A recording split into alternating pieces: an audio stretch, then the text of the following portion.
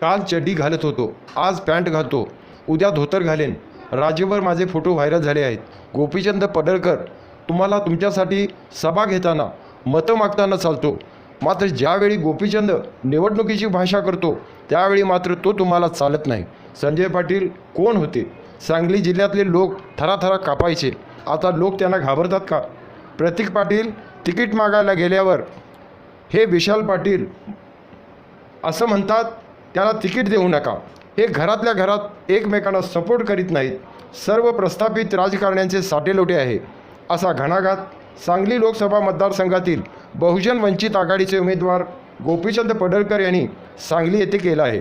उमेदवारी अर्ज दाखल केल्यानंतर झालेल्या जाहीर सभेत गोपीचंद पडळकर बोलत होते.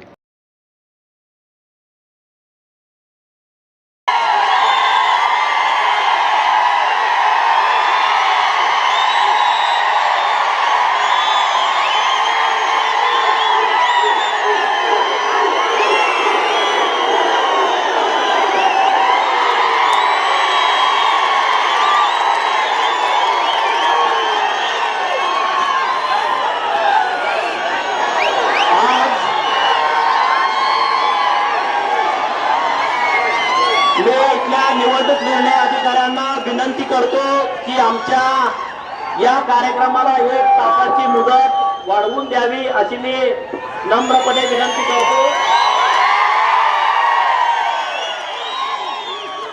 आज माझा उमेदवारी अर्ज भरण्यासाठी महाराष्ट्राच्या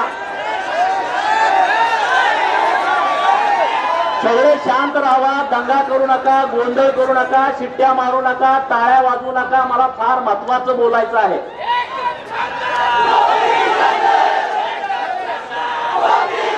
आज अनेक लोकांना वाटत होतं गोपीचंद पडळकर निवडणूक लढणार नाही. त्या लोकांच्या प्रश्नाला आता सगळं उत्तर मिळाली असतील. नंबर 2, लोकांना वाटत होतं मला काहीतरी मिळवायचं असेल, आमदारकी मंत्रीपद म्हणून मी करत असेल, त्यालाही सगळ्याला आता उत्तर मिळालं असेल. मला उमेदवारी मिळू नये म्हणून सगळ्या पक्षातली लोक रात्रंदिवस व्याप करत होती. त्यांना बाळासाहेबांनी चांगल्या पद्धतीनं उत्तर दिलं. तोही विषय घेतलेला. आज निवडणुकीचा अर्ज भरण्यासाठी व्यासपीठावरती उपस्थित असलेले सर्व मान्यवर आणि त्याच्यापेक्षा अति महत्वाचे माझ्या समोर बसलेले माझे बाप जादे, वडील, युवक मित्र आणि माझ्या माता भगिनीनो आणि पत्रकार मित्रांनो, ही निवडणूक गोपीचंद पडळकरांच्या साठीची ही निवडणूक नाही आहे. ज्या निवडणुकीचा अर्ज भरण्यासाठी मी कुणालाही 1 रुपया दिलेला नाही किंवा देण्याची माझी लायकी नाही आहे. मग ही लोक, माझ्या पत्रकार मित्रांना सांगायचा, ही लोक का उपस्थित आहेत? यांना गाडी ना, यांना जेवण ना, यांना बिर्याणी ना, यांना चपाती ना, यांना मटण ना, म्हणजे का लोक आलेत? कारण या लोकांचा पिढ्यान पिढ्या या व्यवस्थेनं अपमान केलाय. बरोबर का? गावगाड्यामध्ये ह्यांना नागवण्याचं काम या लोकांनी केलंय. आमची मतं घेतली आणि आमच्यावरती नांगर फिरवायचं काम या लोकांनी केलंय आणि त्यांना उत्तर देण्यासाठी ही सगळे लोक आले आहेत. वंचितांची उमेदवारी, वंचित म्हणजे कोण? लगेच म्हणतात तुम्ही दलितांच्याकडे बघता, तो वंचित. अरे नाही बेड्यानो, डॉक्टर बाबासाहेब आंबेडकरांनी जो अधिकार दिला म्हणून गोपीचंद पडळकर या 43 चौकाच्या चौकात बोलतात. डॉक्टर बाबासाहेब आंबेडकरांच्या संविधानाने जो अधिकार दिला म्हणून संजय पाटील खासदार झाला. डॉक्टर बाबासाहेब आंबेडकरांच्या संविधानाने अधिकार दिले म्हणून वसंतदादांसारखे नेतृत्व मुख्यमंत्री होऊ शकलं. अरे मग कुठं जात आली? डॉक्टर बाबासाहेब आंबेडकरांनी जर आम्हाला माणसात याची संधी दिली असेल आणि त्यांचा नातू जर या राज्यामध्ये वंचितांचं नेतृत्व करत असेल तर जात कुठं आली? जात आली का? आता हातवरले घेतील, अरे आबा फाटलो, देश अडचणीत आला, आमच्या अडचणीत आलो, फलान अडचणीत आलो, आम्ही उभा राहिलं का अडचणीत येतं का? आणि तुम्ही उभा राहिलं का येत नाही का?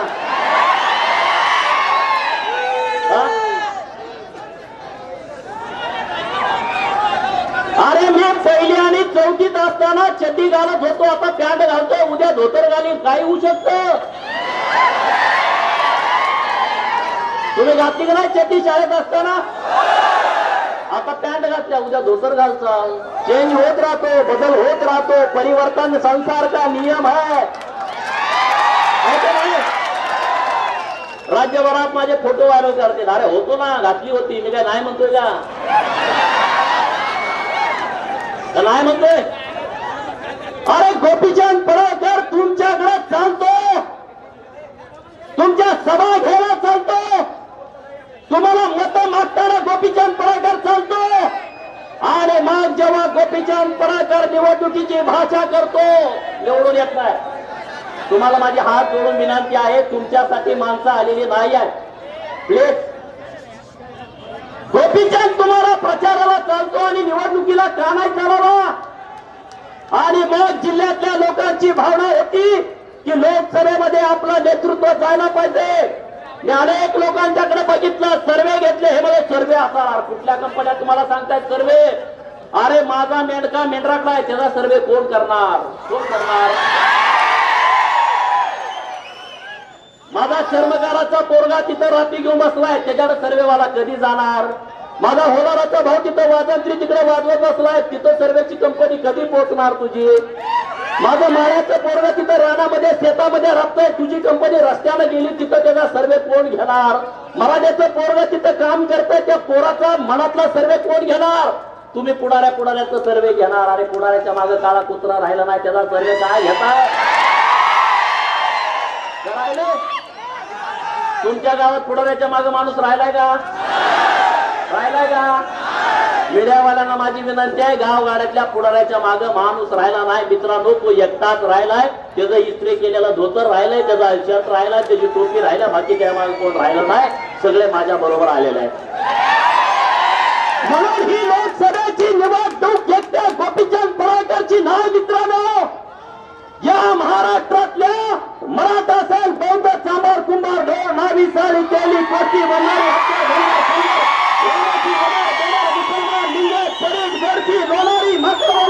तुमच्याचा कोरव्याचा पोरगा, अरे त्याची ही निवडणूक आहे, त्याला सन्मान देणारी ही निवडणूक आहे.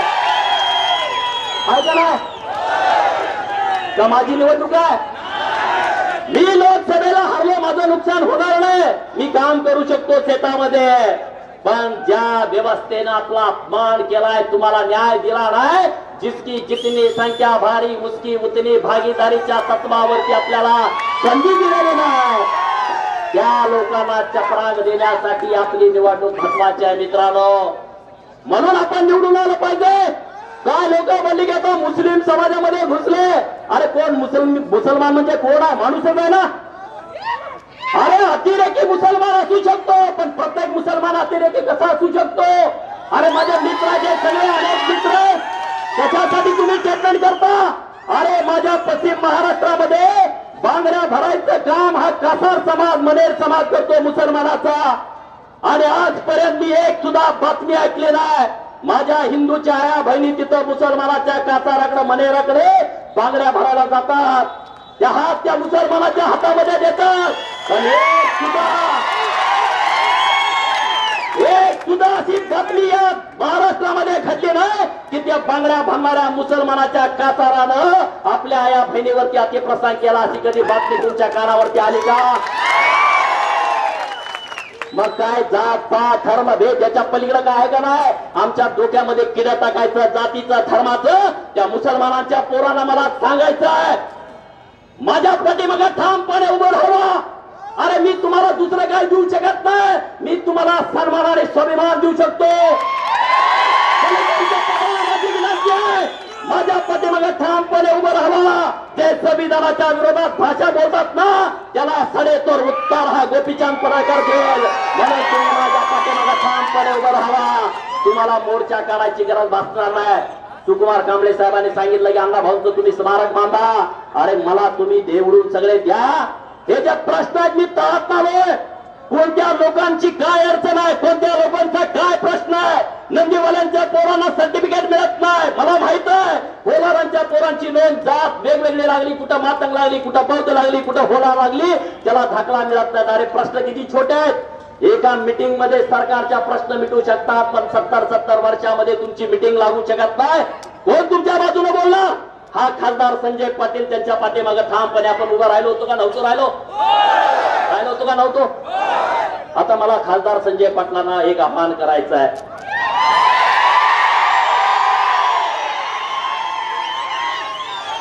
आव्हान हे करायचं आहे, 2014ला ह्या गोपीचंद पडळकरनं स्वतःचं मतदान संजय पाटलांना दिलाय.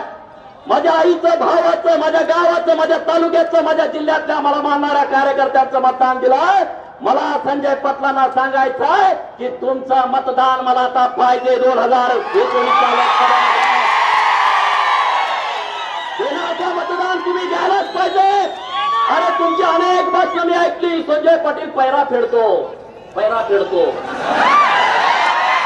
पत्रकाराला भावांना माझा प्रश्न पडतो, संजय पाटलाचं ह्यांचं का फाटलं? अरे पैरा सगळ्याचा फेडतो, गोपीचंदचा पैरा ह्यानं का नाही फेडला? का दुखतंय का पैरा फेडायला? सगळ्या 5 वर्षातल्या बातम्या करून बघा. 2014ची लोकसभा झाली आणि 2014ची विधानसभेतले सगळे पेपर काढून बघा. अजितराव घोरपड्यांनी पाठिंबा दिला, संजय पाटलांची बातमी आहे, अजितराव घोरपड्यांचा पैरा फेडणार. विलासराव जगतापांनी पाठिंबा दिला, विलासराव जगतापांचा पैरा फेडणार. अरे मग गोपीचंद पडळकरना पाठिंबा दिला, संजय पाटलाची एक पण का बातमी आली नाही? गोपीचंद पडळकरचा पैरा फेडणार आणि त्याला आमदार करणार, का आली नाही? आली का? माझ्या विरोधात मतदान केलं, मी कुणाकडे तक्रार केली नाही ना, मी मुख्यमंत्री महोदयांच्याकडे केली, मी कुणाकडे तक्रार केली नाही. ज्या दिवशी निवडणूक झाली आणि मुंबईमध्ये सगळ्या आमदारांचा एक सत्काराचा कार्यक्रम होता आणि मी एका बाजूला भाजपच्या कार्यालयात थांबलो होतो आणि मुख्यमंत्री तेव्हा आले, प्रदेशाध्यक्ष होते आणि मला बोलले कशी काय सीट पडली. मला बाजूला घेतलं आणि कशी काय सीट पडली, मी काय बोललो नाही, मी तक्रार केली नाही. मी तक्रार करणारा कार्यकर्ता नाही आहे, मी लढणारा कार्यकर्ता नाही. मी सांगितलं लोकांना, मी बघतो. मग आम्ही देशाच्या हिताचा निर्णय करू ना. सरकारमध्ये गेल्यानंतर तुम्ही कोण, तुम्हाला कुणी ठेका दिला की या देशाचं तुम्हीच वारस आहात, या देशाचं हित फक्त तुम्हीच बघता? कसलं हित बघता तुम्ही देशाचं? कुठलं हित बघता? संजय पाटलांसारखा माणूस जर या देशामध्ये परराष्ट्र मंत्री केला तर अख्खा देश विकून टाकाल. मी भाजपमध्ये होतो तेव्हा म्हणायला लागले काकाला कॅबिनेट मंत्री करायचा. मी म्हणलं ह्याला संरक्षण मंत्री किंवा परराष्ट्र मंत्री करा. तो गव्हाण्या देश विकून टाकल, रातचा विकून टाकल, रातचा विकून टाकल, रातचा. लय वाईट आहे रे, वाईट. आणि भाजपवाली कसं काय अपमान सहन करतात? अरे गेलं ते भोपळ्यात राजकारण, इतकं अपमान. ते दाब देतो, दाब दाब बस बस. मला एकदा म्हणाला एक म्हणलं तुझ्या हरगी लय बघितले. जिल्हा परिषदची तिकीट वाटायचा कार्यक्रम बघा, प्रयोग कसा असतो. जिल्हा परिषदच्या तिकिटाची कोर कमिटी बसली. त्या तिथं एक कुणाचं ते हे आहे फार्म हाऊस मिरजेमध्ये, तिथं ते महाबळ फार्म हाऊस वर तिकीट वाटप चालू झालं. बघा पत्रकारांमध्ये ह्यांचं का बी नसलं, ह्याला काही मिळालं नाही का? ऐका नीट. आणि मग तिथं वाटप चालू झालं, जग संपलं, योगडे काय बोलला नाही. विलासराव जगतापांनी सांगितलं ही यादी आहे. Okay okay okay. Kadegaon Palus झालं, पृथ्वीराज देशमुखांनी यादी दिली. Okay okay okay. Shirala Walwa काहीच बोलला. मला माहित होती फक्त आटपाडीच बोलणार आहे, फक्त बोलत काय. परत आटपाडीचा विषय आला, त्यांना 2 गडी असं शिकवून ठेवलं होतं. मी गप बसलो, म्हणलं हे ऐकूया काय म्हणतोय. लगेच आला का खर्चुनी माझा जिल्हा परिषद गट. तर म्हटला तिथं अमुक अमुक माणूस उभा राहणार आहे. ठीक आहे, आटपाडीत अमुक अमुक उभा राहणार आहे, चिवतोडात अमुक अमुक उभा राहणार आहे. नावं सांगायला लागतात, मी नावं सांगत नाही. मग मी ठीक आहे. मग मला म्हणजे तुमचं काय? म्हणलं ही माझी नाव आहे. ती नावं असतील तर मला ती एबी फॉर्म द्या, नाही तर तुमचं एबी फॉर्म तिकडे देवळे ठेवा, मला लपत. मला ती माझ्या बरोबर खासदार केला होती, आमदार केला नाही म्हणून काय झालं? मी म्हणलं तुझ्या काय घरचं आहे का हे? कोण आहे तुम्ही? कोण आहे तुम्ही? कोणी तुम्हाला दिला आटपाडीचं तिकीट वाटायचा अधिकार? अरे हा माणूस जतामध्ये तिकीट वाटताना बोलत नाही, हा माणूस कडेगाव पलूस मध्ये बोलत नाही, शिराळ्यात वाळव्यात बोलत नाही. मग हा माणूस आटपाडीत का तोंड खुपसतो? काय त्याच्या मनामध्ये चाललाय? काय समजतो. आणि मग मी सांगितलं खासदाराचं ऐकून एक तिकीट द्यायचं नाही. मग गडी तडकला, माझ्या बरोबर असं करायचं नाही. मला चल घडलेलं सांगतोय. हे काय मी अशी गोष्ट तयार केलेली सांगत नाही. हे मी म्हणलं तुझ्यासारखी लय बघितले, तुला काय करायचंय कर, मी तुला पुरून उरणारा कार्यकर्ता आहे. मग लगेच मिरजेत घुसला, आटपाडीचा विषय बंद केला. मिरजेत सुरेश भाऊ म्हणले मी आधी फायनल केल्या. लगेच म्हणा फायनल केल्या म्हणजे सांगा की अर्थ काय. अरे तो 3दा निवडून आलाय सुरेश भाऊ, त्या माणसाला असं उलट बोलतोय. म्हणून माझ्या डोक्यात तसा प्रचंड राग होता, त्याच्या विचाराच्या विरोधातला राग होता. काय रे, लोक निवडून देतात त्यांना, लाख लाख लोक, 85,000 मताचं लीड आहे सुरेश खाडेंना. का मंत्रीपद मिळालं नाही? कशासाठी मिळालं नाही? आज जिल्ह्याचं नुकसान झालं. शिवाजीराव नाईक यांचं मंत्रीपद 12 वर्ष हा माणूस सांगली जिल्हा परिषदचा अध्यक्ष होता. निष्कलंक, चारित्र्य संपन्न या सांगली जिल्ह्यातला गाव न गाव, वाडी न वाडी, वस्ती न वस्ती शिवाजीराव नाईक साहेबांना माहित होती. मग माझं म्हणणं असं होतं की शिवाजीराव नाईक आणि सुरेश खाडेंना 2 मंत्रीपद मिळायला पाहिजेत. कोल्हापुरात 2 आमदार भाजपचे मंत्रीपद 3-4 मिळतात. सोलापुरामध्ये 2 भाजपचे आमदार, दोन्ही पण मंत्री. आणि मग माझ्या जिल्ह्यामध्ये 4 आमदार आणि 1 खासदार आहे. मंत्रीपद का नाही मिळत हा माझा प्रश्न होता. बरोबर आहे, चुकीचं आहे माझं? आणि म्हणून फक्त या माणसानं मंत्रीपद घालवलं. तिथं वर जाऊन सांगायचं गोपीचंद मराठ्याच्या विरोधात आहे. कानात काय सांगायचं? गोपीचंद. आणि हा कोण आहे? मी 2014ला प्रचार कुणाचा केला? निवडणुकीला मत कुणाला दिलं? अरे लाजा कशा वाटत नाही तुम्हाला? गोपीचंद जातीवादी म्हणायचं. अरे मी जातीवादी असतो तर संजय पाटील माणसाचं नाव या राजकारणाच्या नकाशावर कुठंतरी आता गडप झालं असतं. आणि मग मी जेव्हा तुम्हाला मत देतो तेव्हा चालतो. मी निवडणुकीला उभा राहिला का गोपीचंद जातीवादी आहे म्हणून वर जाऊन सांगता? अरे होय, मी 100% जातीवादी आहे. पण तुम्ही 1,00,000% जातीवादी आहे. त्याचं काय करायचं? त्याचं कुणाला सांगायचं? मराठ्याच्या आरक्षणावरती मी मोर्चा काढला, तुम्ही कधी काढला मला सांगा. काका शिंदे नावाचा मराठ्याचा पोरगा नदीमध्ये उडी टाकून आत्महत्या केली. मी आणि उत्तमराव जानकर त्यांच्या घरी जाऊन सांत्वन करून आलो. त्यांना छोटीफार आम्ही मदत दिली. आमची भावना होती एक मराठ्याचा पोरगा समाजासाठी आत्महत्या करताय आणि सामाजिक जीवनामध्ये काम करतोय तर आमच्या सारख्या कार्यकर्त्यांची बांधिलकी आहे. आणि आणखी सांगून आलोय, नंबर देऊन आलोय त्यांना, तुम्हाला काय जर अडचण आली तर आम्हाला सांगा. हा संजय पाटील तिथं गेलता का? हा संजय पाटील मराठा मोर्चामध्ये उतरला होता का? मी धनगर आरक्षणाच्या मोर्चात उतरलो, माझी भूमिका स्पष्ट होती. तुम्ही का नाही उतरला? मराठ्यांना आरक्षण तुम्ही का चुकीचं मिळवून दिलं? अरे मराठ्यांना आरक्षण दिल्लीमधून द्यायला पाहिजे, तुम्ही मुंबईमधलं दिलं. धनगरांना आरक्षण मुंबईमधलं द्यायला पाहिजे, त्याला दिल्लीला पाठवता. कसं काय तुम्ही करता? हा बरोबर का? मराठा समाजाला दिल्लीत आणून द्यायला पाहिजे, मुंबईत मिळते मध्ये. आणि धनगरांना मुंबईत मिळते, नाही नाही दिल्लीलाच पाठवायला लागते म्हणते. काय सांगणार सांगा? सगळा त्याचा स्टडी केला उत्तमरावने. आम्ही सगळ्या गोष्टी केल्या. प्रकाश आंबेडकरांना आम्ही ज्या दिवशी भेटलो, मुंबई महाड ते मुंबई रॅली काढायची होती आणि त्यांना आम्ही निमंत्रण द्यायला गेलो होतो. बराच वेळ चर्चा झाली. लोक वंचित सगळे कार्यकर्ते माझ्या कनेक्ट मध्ये होती. तुम्ही उभा राहा, तुम्ही उभा राहा. मी म्हणलं थांबा, तुम्हाला योग्य वेळ मी येतो. नानासाहेब वाघमारेंना सांगितलं मी योग्य दिवशी तुम्हाला फोन करतो, गडबड करू नका. मी जर वंचित मध्ये आधीच गेलो असतो तर इथे एक उमेदवार राहिला असतो. काँग्रेसने डमी उमेदवार दिला. विशाल पाटील तसा डमीच आहे म्हणा. कोण काम करणार? कोण काम करत नाहीत. सगळे जिल्ह्यातली सगळी लोक मला कॉन्टॅक्ट करतात. मी नावं सांगत नाही. त्यांना आमदार व्हायचं का नाही? परत व्हायचं का नाही? अरे भाजपमध्ये मुख्यमंत्री सोडलं तर असा एक बी मंत्री नाही त्याच्या सभेनं 100 मतं फिरतील. आहे का माणूस? आहे का? चांगली सभा लावली 100 मतं फिरतील. एकाचं नाव सांगा. महाराष्ट्रातलं मी 100 मतदारसंघ सांगतो, 10,000 मतं फिरवतो एका सभेत. सांगू का? सांगू का? म्हणून सांगली जिल्ह्यातल्या सगळ्या आमदारांना आणि नवीन नेतृत्व करणाऱ्या उभा राहणाऱ्या आमदारांना माझी विनंती आहे, माझ्या पाठीमागे ठामपणे उभं राहावा. जर गोपीचंद दिल्लीत गेला तर तुमचं गणित जुळाल. जर गोपीचंदला पाडला तुमचं सगळ्याचं सत्यानाश झाला म्हणून समजा. ही धमकी नव्हे, हा इशारा आहे. बरोबर ना? अरे आपल्यालाच वापरून घेणार, आपल्यालाच वापरून घेणार म्हणा, निवडून येत नाही. अरे मग तुम्ही असे कुठले महापुरुष आहात की तुम्ही निवडून येत आहे? संजय पाटील म्हणजे मी काहीतरी वेगळा आहे. मी एक एकदम आयडिओलॉजी माणूस आहे आणि भाजीवाल्यांना काय वाटतं, हे एक नंबरचा मेन माणूस आहे सांगली जिल्ह्यात. भाजीवाली मुंबईची लटाला डाल करावं, संजय पाटील डॉन, अरे कुठला डॉन म्हणलं त्याला खाली आणतो थांबा, कसला डॉन काढला तुम्ही? ती द्यायची संजय पाटील हे लय मोठा डॉन आहे, ती बोलायचं ना असं तसं शिवाय देऊ तिथं पुन्हा कोणाला. मी आराराबा नामकं केलंय. अरे मी काय आरार आहे का? नाही, मी गोपीचंद पडळकर आहे. आराराबा ऐकून घेत असतील, मी कशाला ऐकून घेऊ? माझं काय आगे ना पिच्छा काहीच नाही, कशाला घाबरू? अरे लाखो लोक माझ्या बरोबर आहेत आणि त्यांचा सन्मान राखणं ही माझी जबाबदारी आहे. ही निवडणूक फक्त आणि फक्त तुमच्यासाठी लढतोय, माझ्यासाठी नाही लढत. मी जर ही निवडणूक लढली नसती तर या सांगली जिल्ह्यातल्या लोकांना या लोकशाहीवरती विश्वास बसला नसता. लोकशाही मधलं काहीतरी घडू शकतं हे आता लोकांना वाटतंय. अरे यांचे करपलेले चेहरे पिढ्यान पिढ्या उभा राहतात. काय याला मत द्यायचे? पिढ्यान पिढ्या काय तुम्ही सांगणार आहे?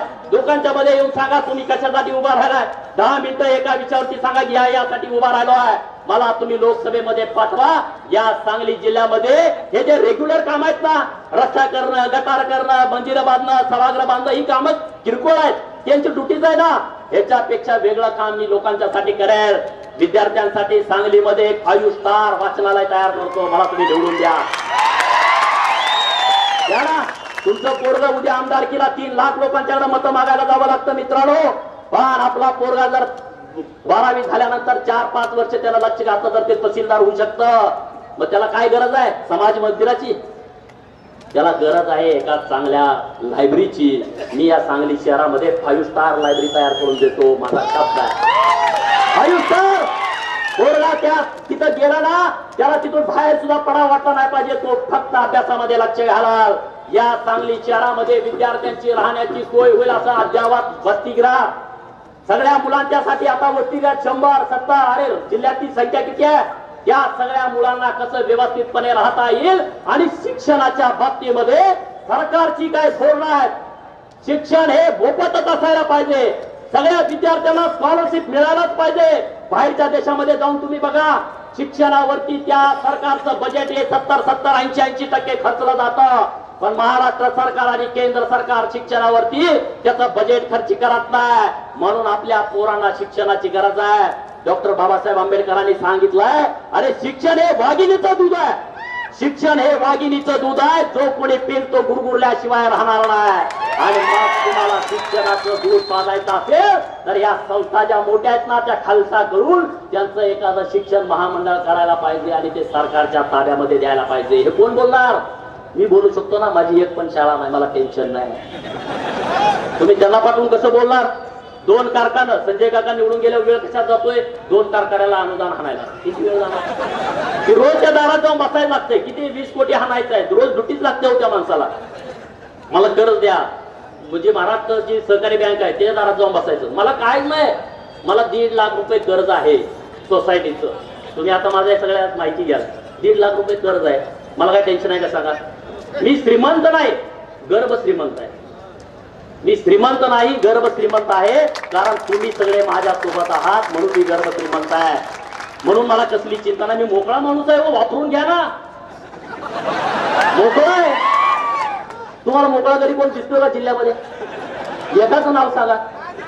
हा, सूतगिरण्या, कारखाना, बँका सगळी कामात आहेत माणसं, ड्युटी आहे त्यांना. मी मोकळा आहे. मला तुम्ही सालगडी म्हणून ठेवा 5 वर्षासाठी. 5 वर्षासाठी 5 वर्षासाठी गडी तुमच्यात आहे का नाही? कामाला गडी नको असेल. मला पुढे मी लोकांच्याकडे जाईल आणि लोकांच्याकडे निवडणूक लढेल. पण मी तक्रार नाही करणार. पण मी 4 महिन्यापूर्वी जे सांगितलं ते संजय पाटलांच्या पायाखालची वाळू घसरायला चालू झाली का नाही? संजय पाटील कोण होता या सांगली जिल्ह्यातला? कोण होता का नाही संजय पाटील? गोंड होता मोठा, बरोबर ना? लोक लता लता लता लता हलायची संजय पाटील म्हणलं. आता तुम्ही हलताय का लता लता? पाटला नाव झालं. माझ्या पत्रकार मित्रांनो, संजय पाटलांना तुम्ही घाबरता का? हात वर करून सांगा, त्याला भेटा का? डर नाही लगता क्यों? हे गोपीचंद पडळकरचं काम आहे. लोक बोलतात गोपीचंद करतो काय, त्याला पद नाही, संविधानिक दर्जा नाही, त्याला फंड नाही. अरे मी लोकांना स्वाभिमानी बनवतो, भयमुक्त करतो. संजय पाटील 4 महिन्यापूर्वी डॉन होता, आता त्याला गाळ कुत्रा विचारात नाही.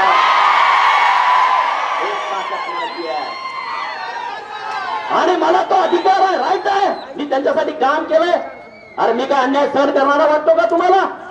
भारतीय जनता पार्टीच्या सगळ्या आमदारांचा विरोध, तरी संजय पाटलांना तिकीट. काय जादू आहे? जादू नव्हती, त्यांना ह्याच्यावर विश्वास नव्हता. हे नाना पटोले दुसरा होईल या भ्यानं ह्याला तिकीट दिलं. तो तिथे थांबणार नाही, लगेच काँग्रेसकडे जाणार. बोलत होता ती काँग्रेस बरोबर, इधर तिकीट नाही मिळने वाला, मुझे इधर से दे दो म्हणत नाही. म्हणून संजय पाटलांना माझा जाहीर आव्हान आहे. गोपीचंद पडळकरची लायकी काय ना हे आता इथं येऊन बघा.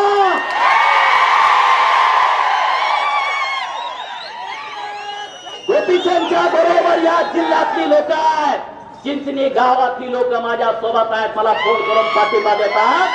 हे माझं काम आहे मित्रांनो, हे काम आहे. म्हणून तुम्हाला मी हात जोडून विनंती करतो, या महाराष्ट्रातल्या वंचितांना जर तुम्हाला नेतृत्व करायची संधी द्यायची असेल तर प्रकाश आंबेडकर सोलापुरातून आणि अकोल्यातून निवडून गेले पाहिजेत. सोलापुरातल्या सगळ्या लोकांना माझं आव्हान आहे, एक सुद्धा मत तुम्ही दुसरीकडे देऊ नका. बाळासाहेबांच्या पाठीशी ठामपणे उभं राहावा. डॉक्टर बाबासाहेब आंबेडकरांचा नातू आपल्याला संसदेत पाठवायची एक संधी मिळते. संधी त्या सोलापुरातल्या जनतेनं त्या संधीचं सोनं करावं आणि जे राज्यामध्ये वंचितांचे उमेदवार आहेत त्यांच्या पाठीमागे ठामपणे उभं राहावं. सांगली जिल्ह्यातल्या तमाम लोकांना आणि वसंतदादांचं वारस असलेल्या विशाल पाटलांना मला सांगायचं आहे, माझे फोटो त्यांनी व्हायरल केले, विशाल पाटलांनी, आणि माझ्या बरोबर एक संघ माणूस फिरतोय त्यांनी दोघांनी. मला माहित होतं. अरे मग काय फोटो व्हायरल केले तर काय माझं घर उठतं काय होतं? मी काय कोणाच्या मसराचा गडी वाटलो का तुम्हाला? आज उत्तमराव इथं स्टेजवरती उपस्थित आहेत. तुम्हाला अनेकांना प्रश्न असतील, उत्तमराव इथं करते, अरे जीवाभावाची आहे, ते सगळे नाट्य करतात, ते तुम्ही करा ना. अरे मोदींच्या विरोधामध्ये आपण मतदान केलं आणि मोदी शरद पवारांच्याकडे येऊन बसतात आणि म्हणतात की शरद पवारांचा सल्ला घेतो. हे कसं काय चालतं रे? कसं काय चालतं? मग तुम्ही सुद्धा दिवसात 10 वेळा लबाड बोलायला शिका. या प्रस्थापितांना त्यांना शब्द देत राहावा आणि शब्द फिरवत राहावा. काकाला शब्द द्या, फिरवत राहावा. दादाला शब्द द्या, फिरवत राहावा. अरे आपण काय मसरावचं गडी आहे? कोण आहे आपण? कोण आहे? कुठला काका? कसला काका? काय संसदेत मानलं? संसद हे देशाचं सर्वोच्च सभागृह आहे, मंदिर आहे. त्या मंदिरातून कायदे केले जातात, त्या मंदिरातून चुकीचे कायदे बाजूला केले जातात. देशाच्या हिताचं काम तिथं केलं जातं. जागतिक लेवलला या देशाची उंची वाढवावी असं काम केलं जातं. संजय पाटलांनी कुठलं काम तिथं केलं? उंची वाढवायचं केलं का? केलं का काम? तुम्ही उंची वाढवायचं काम केलं का? त्यांनी नाही केलं आणि ते करू शकत नाहीत. ते फक्त भ्रष्टाचार करू शकतात आणि त्याला फोन कर, त्याला फोन कर, तंबी दे, अमक कर, तमक कर, फलान कर, तासगावात येऊन दाखवा, अमक करतो, तमक करतो, फलान करतो, काही करत नाही. म्हणून या आज 15 दिवसात तुम्ही हुरळून जाऊ नका. आज गर्दी झाली, आम्ही निवांत होतो. माझे हात जोडून विनंती आहे, हात जोडून. जर गोपीचंद पडला ना, या महाराष्ट्रातल्या वंचितांना संधी मिळणार नाही. जर प्रकाश आंबेडकर जर पडले तर तुम्हाला नेतृत्व मिळणार नाही. बाबा आमची काय चूल पेटायची बंद आहे का? नाही आहे. आम्ही कशासाठी करतोय? भाजपमध्ये व्यवस्थित होतं ना, का बाहेर पडलो? कशासाठी बाहेर पडलो? अरे लोकांना तिथं संधी मिळत नाही, लोकांना नेतृत्व करायला चान्स नाही, म्हणून तिथं मी उभा राहिलो होतो.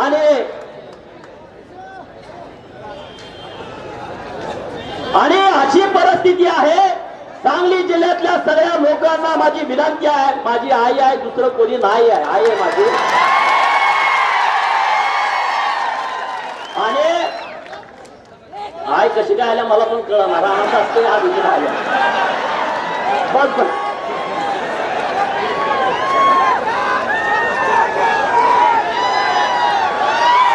माझी आई रानात काम करते, 50 पोती ज्वारी दरवर्षी काढते. काय गरज आहे का सांगा मला? आधी काम करते. आमच्याही शेळ्या आहेत, आमच्याही मेंढ्या आहेत, आमची गुरु आहेत, आमच्याही म्हशी आहेत. मी काय असं काय वर्ण पडलोय का? सगळं बदलत आहे राजकारणात आल्यावर. अरे माझी नाळ मातीची आहे, माझी नाळ इथल्या सांगली जिल्ह्यातल्या लोकांची आहे. आणि म्हणून तुम्हा सगळ्यांना माझी कळकळीची विनंती आहे, या सांगली जिल्ह्याचं नाव जर देशामध्ये करायचं असेल तर सगळ्या पोरांनी वंचिताबरोबर यायला पाहिजे. मला त्यांच्या पोरांना माझे हात जोडून विनंती आहे, अरे नेतृत्व करायला तुम्हाला संधी आहे, तुम्ही या वंचित मध्ये या. जे जिल्हा परिषद सदस्य आहेत, ज्यांना आमदार व्हायचं आहे तिथं तुम्हाला तिकीट मिळत नाही. ज्यांना सरपंच सुद्धा होता येत नाही त्यांनी इकडे या, इथं तू झडपीचा सदस्य होशील बाबा. तुझ्या गाडी अजून मोकळी आहे, त्यावर जागा भरून बस. हे जर गाडी एकदा भरली तर परत जागा मिळणार नाही, परत लोक काढशील, गाडी थांबणार नाही. परत म्हणायला आला असतो तर बरं झाला असतो. म्हणतील काय वंचितच्या तिकिटाबद्दल कोण चर्चा करत होतं का 4 दिवसापूर्वी? आता कसं आहे, घाबरून गेलेत. बाळासाहेबांची आणि गोपीचंदची भेट झाली, विषय संपला. या राज्यामध्ये निळा पिवळा हिरवा एकत्र आलाय आणि भगव्या पोरांना माझी हात जोडून विनंती आहे, तुम्ही यामध्ये सामील हो आणि या राज्यामधलं 2019चं विधानसभेचं सरकार हे बाळासाहेबांच्या नेतृत्वाखाली आपल्याला स्थापन करायचं आहे. मला कालपासून 50 आमदारांचे फोन आले असतील. 1 नंबर केलाय आम्ही मागणं येतो, 1 नंबर केलाय आम्ही मागणं येतो. ही भक्ती किती आहे? अरे जे 10-10 हजार मतांनी पडले, जे 5-5 हजार मतांनी पडलेत ना, ते बाळासाहेबांच्या पाठीमागं ठामपणे मागं लागले की मला तिकीट द्या, मला तिकीट द्या, मला तिकीट द्या. आणि मग 2019ला जर तुम्ही 15 दिवस अगोदर यायची भाषा कराल, ठीक आहे बाळूमामा ट्रॅव्हलचं तिकीट द्यावं, म्हणताल आम्हाला तिकीट द्या, आम्हाला तिकीट द्या, तुमचं काम बघून तिकीट दिलं जाईल, असं बाळासाहेबांचं मत आहे. म्हणून आपण सगळ्यांनी या चळवळीमध्ये काम केलं पाहिजे, तळागाळामध्ये गेलं पाहिजे. आणि सांगली जिल्ह्यातल्या, सांगली शहरातल्या लोकांना माझी विनंती आहे, या सांगलीची तुम्ही परिस्थिती काय केली बघा. हा विशाल पाटील आता नेतृत्व करतोय. मागच्या मदन भाऊंच्या जिल्हा मध्यवर्ती बँकेच्या निवडणुकीमध्ये 10 लाख वाटून मदन भाऊला पाडलं. अरे सकाळ चुलत भाऊ तुम्ही पाडता, प्रतीक पाटलांना तुम्ही पाडलं, मदन भाऊला 2 विधानसभेला हे विरोधात होते. अरे घरातल्या माणसांना हे सपोर्ट करत नाहीत. प्रतीक दादाचं तिकीट मागा गेल्यावर हा विशाल पाटील म्हणतो याला तिकीट देऊ नका. कोण म्हणतो? तुम्ही पेपरला वाचलं का नाही की प्रतीक दादाला तिकीट देऊ नका, ह्याच्याकडे पैसे नाहीत. ज्याला काय पाठाण काढलाय?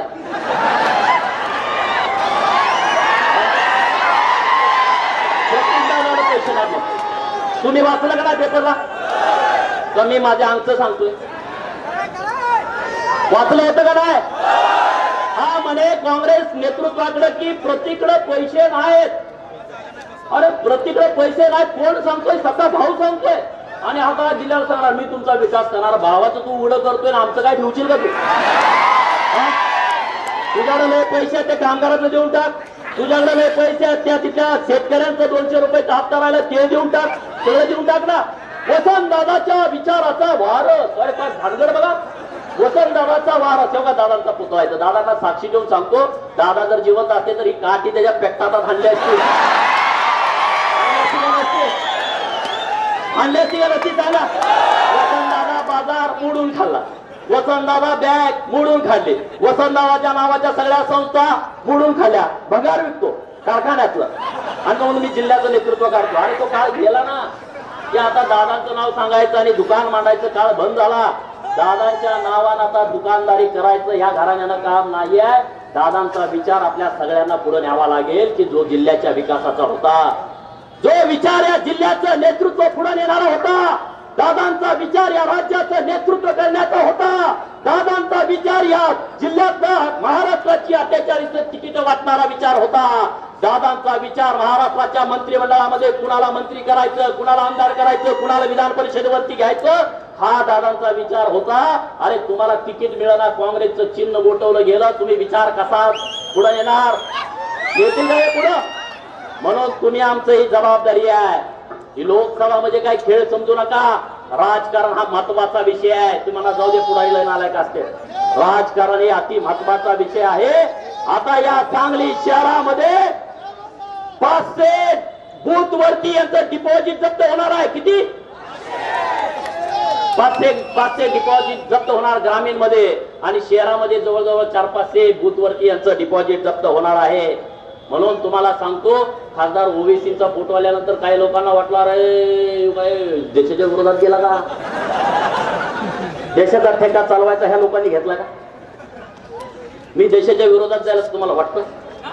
खासदार देशाच्या विरोधात ओवेचे असं वाटतं? तुम्ही तिची आताची सगळी लेटेस्ट बघा ना स्पीच. त्या लोकांचा विषय काय आहे, त्यांना जर नेतृत्व करायची संधी गेली, हे देश खतरे में आया, देश खतरे में आया. त्यांना जर संधी दिली, एक नंबर चाललाय. त्यांना संधी द्या. अरे तुमची पोरं पाठवा ना मिलिटरी, तुम्हाला देशाचं लय पडलाय तर.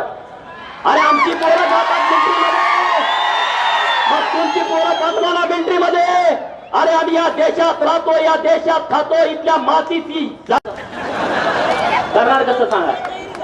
पाणी सोडायचं म्हणलं तर ते अधिकारी पैशाचा गोलमाल करतात, चिठ्ठी देत नाही, पैसे वसूल. अरे किती वसूल, किती वसूल, किती वसूल.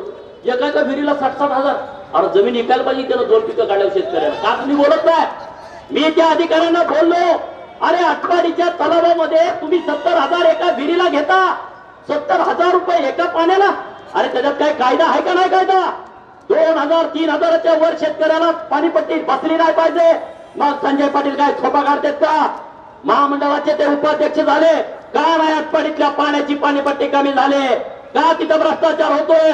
माझ्या जांभुळीच्या तलावामध्ये शेतकरी 5,000 भरतो विहीर आहे का, आणि आटपाडीला 50,000. हा विरोधाभास कसा? जांभुळीच्या तळ्यातच पाणी आटपाडीच्या तळ्याकडे जातोय, तेच पाणी आहे, मग हा विरोधाभास कसा? या सगळ्या गोष्टीवरती जर तुम्हाला उत्तर पाहिजे असेल, माझ्या पिंपरी पासूनची 4-5 गाव आहेत, तिथं पाणी नाही. आटपाडीच्या पूर्वेकडची नदीकाठाची गाव आहेत, तिथं पाणी नाही. राजेवाडी उजव्या कालव्याचा विषय आहे, कुठलाच विषय पूर्ण होऊ शकला नाही. मी तो कॅनल फोडला होता आणि म्हणलं परत कॅनल तुम्ही मंजूर करून द्या. 10 कोटीचा एस्टिमेट केला, त्याला अजून मंजुरी दिली नाही. मग तुम्ही या जिल्ह्यामध्ये कुठलं काम केलं? या शहरामध्ये तुम्ही काय परिस्थिती केली शहरामधल्या लोकांची? या शहरामध्ये असंघटित किती लोक आहेत? या संघटित लोकांना माझं आव्हान आहे, रिक्षावाले असतील, पानपट्टीवाले असतील, हॉस्पिटलला काम करणारे कर्मचारी असतील, सेंटरिंग वाले काम करणारे कर्मचारी असतील, किंवा अनेक फॅकल्टीमध्ये, अरे तुम्ही माझ्या पाठीमागे ठामपणे उभं राहावा. या सांगलीमध्ये सुद्धा मी कुणाला भ्रष्टाचार करू देणार नाही. एक विरोधक सक्षम पाहिजे. जर सगळी टोळी एका बाजूची झाली तर त्यांना जा विचारणारा माणूस पाहिजे मित्रांनो, आणि तो माणूस मला तुम्ही पाठवा तिथं. मी ह्यांना 1 रुपयाचा भ्रष्टाचार करू देत नाही.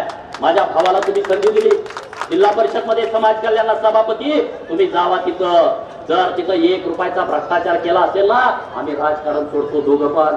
50 कोटीचा निधी वाटलाय 2 वर्षामध्ये. समाज कल्याणला कोण जातो माणूस? या जिल्ह्यातला सगळ्यात पिचलेला माणूस समाज कल्याण डिपार्टमेंटला जातो, आणि तिथं गेल्यानंतर 1 रुपयाचा जर भ्रष्टाचार असेल तर तुम्ही आमच्या कानाला पकडा आणून आम्हाला भ्रष्टाचार न करता हे राजकारण करायचं आहे, आणि तुमच्या सगळ्यांच्या जोरावरती राजकारण करायचं आहे. आज तुम्ही सगळे स्वतःच्या गाड्याने इथं आला. मला जर तुम्ही म्हणला असता गाड्या दे तर मी डिपॉझिट पण भरलं नसतं इथं खासदार. कसं देणार? कुठनं देणार?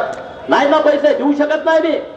अंगावरची कापडं ही सुद्धा लोकांनी घेतलेली कापड आहे. तुम्हाला वाटतं काहीतरी खोटं सांगतोय? नाही, हे खरं आहे, सगळं खरं आहे. मोठं म्हणून काय करू? उद्या तुम्ही तोंड पसरलं तर माझं काय मी सांगणार तुम्हाला? मी देऊ शकत नाही, पण लोकांनी माझी इतकी जबाबदारी घेतली की सगळे लोक या इलेक्शनचा खर्च करतायत.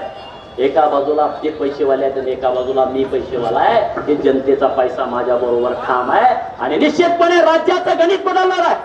ही निवडणूक नुसत्या सांगलीची नाही, अख्ख्या राज्याचं लक्ष आहे सांगलीकडे. काय होणार सांगलीमध्ये? राज्याची युवक सगळे बघतायत, सगळ्या जाती धर्माचे युवक बघतायत. सोलापूरच्या निवडणुकीकडे, अकोल्याच्या निवडणुकीकडे अख्खं राज्य लक्ष ठेवून राहिलाय. म्हणून मी तुम्हाला कळकळीची विनंती करतो, ही निवडणूक महाराष्ट्रातल्या वंचितांना सन्मान देणारी निवडणूक आहे, म्हणून त्या ताकदीनं तुम्ही लढा. मराठा समाजाच्या पोरांना माझी विनंती आहे, 1985 पासून जी लोक आमदार म्हणून या राज्यामध्ये बसलेली आहेत, काही 90 पासून, काही 95 पासून, 4-4, 5-5, 7-7 वेळा, यांना जर तुम्हाला घरी बसवायचं असेल तर ही नामी संधी आहे. जे तुम्हाला तिथं झडपीच्या तिकिटावरती थांबवतायत ते आमदार होऊ शकतात. मराठा समाजाच्या पोरांनी विचार बदलायला पाहिजे, आणि या चळवळीमध्ये तुम्ही इथं नेतृत्व करायला पाहिजे. ती संधी तुम्हाला आहे, ती संधी आहे, आणि योग्य वेळी जर तुम्ही संधीचा वापर नाही केला तर ही वेळ कुणासाठी थांबत नाही. इंदिरा गांधीचा मृत्यू झाला, 11व्या मजल्यावरती प्रेत होता, आणि खालच्या मजल्यावरती तिथं पंतप्रधान कुणाला करायची चर्चा चालू होती. मित्रांनो, राजधानीतून नावाचं अशोक जैनांचं पुस्तक आहे, त्यामध्ये वाचा, त्यामध्ये लिहिलंय राजीव गांधी पश्चिम बंगालच्या दौऱ्यावरती होते, त्यांना यूज तर इथं थांबले होते आणि राजीव गांधीला तिथं पंतप्रधान करायचं थांबलं. अरे इंदिरा गांधीसाठी जग देश थांबत नाही. तुम्ही आम्ही कोण आहे? कोण आहे का आपण? कोण आहे? साधी माणसं आहे. आपण मेलो वड्यात जातील का? तुम्हाला कारखाना आहे? तुमचं स्मारक होणार आहे का? खेड्यात असाल तर कोरड समाधी बांधल, शहरात असाल तर तुम्हाला नदीत तिसऱ्या दिवशी टाकलं जाईल. काय तुमचं नामचं काय नाही. म्हणून जे जीवन आपल्याला मिळालं आहे ते चांगल्या पद्धतीनं जगूया. आणि या जिल्ह्यामध्ये जो वसंतदादांचा काळ होता, जो राजाराम बापूंचा काळ होता, जो नाना संपतराव मानेंचा काळ होता, जी बापू नागरातांनाचा जो काळ होता, तो काळ जर तुम्हाला परत आणायचा असेल तर ही सगळे दरोडेखोर जी लोक आहेत त्यांना घरामध्ये बसवावं लागेल. जे दादागिरीची भाषा करतात त्यांना घरामध्ये बसवावं लागेल. वसंतदादांचा विचार गोपीचंद पडळकर पुढे नेऊ शकतो. विशाल पाटील किंवा संजय पाटील कुणाचे विचार पुढे नेऊ शकत नाहीत. राजाराम बापूंचा विचार असेल, कुणाचे काय काय सगळे जिल्ह्यातले जे विचार आहेत त्या सगळ्या विचारांना ह्यांनी तिलांजली दिलेली आहे. तिलांजली. अरे मदन भाऊ सारख्या माणसाला तुम्ही विरोध केला. राजा माणूस, पार्टी कुठली पण असू द्या, दिलदार माणूस, शेत त्यांनाच पडत होते. आता यामध्ये मी जिल्ह्याचा विकास करतो. संजय पाटील सगळ्यात चुलत्याला विरोधात गेला, निवडून आला. चुलत्याला विरोध, जिल्ह्याचं काय करणार? चुलत्याला कारखाना पहिल्यांदा म्हणायचं की मंगळसूत्र सभासदांच्या बायकांच्या गळ्यातले मंगळसूत्र विकून हा तासगाव कारखाना उभा केला. ही संजय पाटलाचं भाषण. कधी? मागे याराव आणि पतंगराव साहेबांच्याकडे कारखाना होता तेव्हा. आणि आता ह्यानंच कारखाना ढापला. आता मंगळसूत्र कुठे गेलं सभासदाचं? आता नागेवाडीचा कारखाना ढापला. कुठे गेलं? अरे 200 कोटीचा कारखाना आहे नागेवाडीचा, 40 कोटीत घेतला. तुम्ही आम्ही झोपलोय. 160 कोटी कुणाचे? तुमचे आणि आमचे. ते 160 कोटी आहेत. तासगाव कारखाना 14 कोटीला घ्यायचं त्यांचं प्लॅन चालू आहे. 150 कोटीचा कारखाना कशाला काम करायला लागेल सांगा ना? कुठं काही किराणा माला दुकान टाकायला लागतंय, कुठं काही राबायला लागतंय. जर 100 कोटी असे मिळत असतील, या डीसीसी बँकेचे किती पैसे काढलेत? मी जर उद्या डीसीसी बँकेमध्ये तुम्ही गेला तर लाख रुपये द्यायला ती मॅनेजर खालीवर बघताय आणि यांना 100 200 कोटी देतो. गणपती संघ, कुठं संघ आहे तुम्हाला माहित आहे? गणपती संघ 100 कोटी रुपये लोन कुठं आलं? त्या पलसा कुठला एक कारखाना घेतलाय त्याच्यावर 80 कोटी लोन चालतंय. तुम्ही आम्ही गप झोपणार? तुम्हाला 1 लाख रुपये द्यायचं म्हणलं का नाही म्हणतोय बँक मॅनेजर, खालीवर बघतोय, जामीनदारा म्हणतोय, पार्टी कुठलाय म्हणतोय. तुझ्या बादची ती बँक आहे का? आमच्या लोकांची बँक, तरी आम्हाला लाख रुपये द्यायला काचकूच करताय आणि 200 300 कोटी तुम्ही देताय या लोकांना. म्हणून सांगली जिल्ह्यातल्या सगळ्या पुढाऱ्यांना माझं आव्हान आहे, याला जर ठेचायचं असेल तर ही नामी संधी माझ्या रूपानं तुम्हाला मिळालेली आहे. माझ्या पाठीमागे तुम्ही ठामपणे उभं राहावा. जनता माझ्या सोबत आहे. तुम्ही जर माझ्या बरोबर नाही आला तर तुम्ही उघडा पडणार आहे. पडणार का नाही? जिल्ह्यातल्या 10 माणसाला जर तुम्ही विचारता, 8 माणसं गोपीचंद म्हणते, 8 माणसं. कुणालाही विचारा तुम्ही, सर्वे घ्या, कसल्याही कंपनी न्यावा. सर्वेला गेलेली पोरं बी मलाच फोन करते. सर्वे कंपनीला माझ्या पैसे नाही, मी काही कंपनी नेमलेला आहे. जी कंपनीला पोरं येते ती म्हणते माझा नंबर द्या, मला फोन करते. 1 नंबर जत मध्ये आहे तासगावाला, ह्यांच्या जेवढ्या कंपन्यात केलाय ती सगळ्या पोरांनी मला रिपोर्ट केला. 1 नंबर. आणि कधी अपक्ष 1 नंबर. आता तर वंचितांच्या बरोबर मी आहे, वंचित माझ्या बरोबर आहेत. आता निवडणुकीमध्ये काय रंग राहिला का बघा. मनामध्ये शंका कुशंका काही ठेवू नका. जर चुकलो तर मी तुमचा पाया पडेल, माफी मागेन, कान पकडेल. पर संजय पाटील चुकला तर कान नाही पकडणार, तुम्हाला दाद देईल. विशाल पाटील चुकला तर मला मी दादाचा नातू आहे, तुम्हाला दाद देईल. अरे पण मी तुमचा पोरगा आहे, मी जर चुकलो तर तुमचा पाय धरेल. तुम्ही जर चप्पल हाणला तर मी बोलणार नाही. गोपीचंद तुम्हाला नेतृत्व करायला पाहिजे. जर या वर्षात तुम्ही मला निवडून द्या, 5 वर्षात जर मी काम नाही केलं तर मी मतच मागायला येत नाही ना. यांनी एवढा विकासच काम केले, मग गल्ली बोळत का फिरायला लागले? लोकांनी मत द्यायला पाहिजे ना? द्यायला पाहिजेत का नाही सांगा? का गावागावात फोन करायला लागतोय कार्यकर्त्याला या म्हणून? हे देऊ शकत नाहीत. म्हणून या वंचित आघाडीच्या सोबत तुम्ही ठामपणे उभं राहावं. काही लोकांना वाटेल वंचित आघाडी म्हणजे दलितांची आघाडी आहे, डोक्याचं काढून टाका. अरे मराठे सुद्धा वंचित आहेत, काही ब्राह्मण सुद्धा वंचित आहेत. कुठंच संधी मिळाली नाही, नुसतं वापरून घेतलं.